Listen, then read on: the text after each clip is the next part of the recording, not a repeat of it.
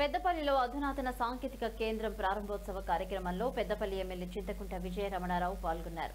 ఈ సందర్భంగా ఎమ్మెల్యే చింతకుంట విజయ రమణారావు మాట్లాడుతూ ప్రజాప్రభుత్వం 2324 కోట్లకు పైగా ఖర్చు చేసి రాష్ట్రంలో 65 ఐటీఐ సెంటర్లను అధునాతన సాంకేతిక కేంద్రాలుగా అప్గ్రేడ్ చేస్తుందని తెలిపారు. ఏటీసీ నందు నైపుణ్య శిక్షణ పొందిన విద్యార్థులకు కనీసం 20,000 ప్రారంభ వేతనంతో ఉపాధి లభించేలా ప్రభుత్వం అనేక కంపెనీలతో ఒప్పందం చేసుకుందని తెలిపారు.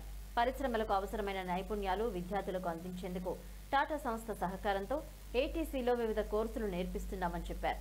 పెద్దపల్లి జిల్లాలో ఏటీసీలో 250కి పైగా విద్యార్థులు శిక్షణ పొందుతున్నారని తెలిపారు. పెద్దపల్లిలో ఐటీఐ ఏర్పడి 65 సంవత్సరాలు దాటిందని, ఇక్కడ కోర్సు చేసిన అభ్యర్థులు సింగరేణిలో కూడా అనేక అవకాశాలు పొందారని గుర్తు చేశారు.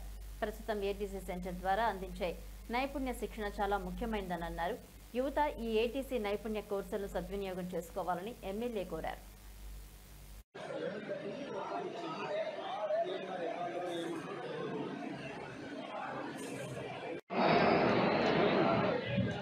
Gracias.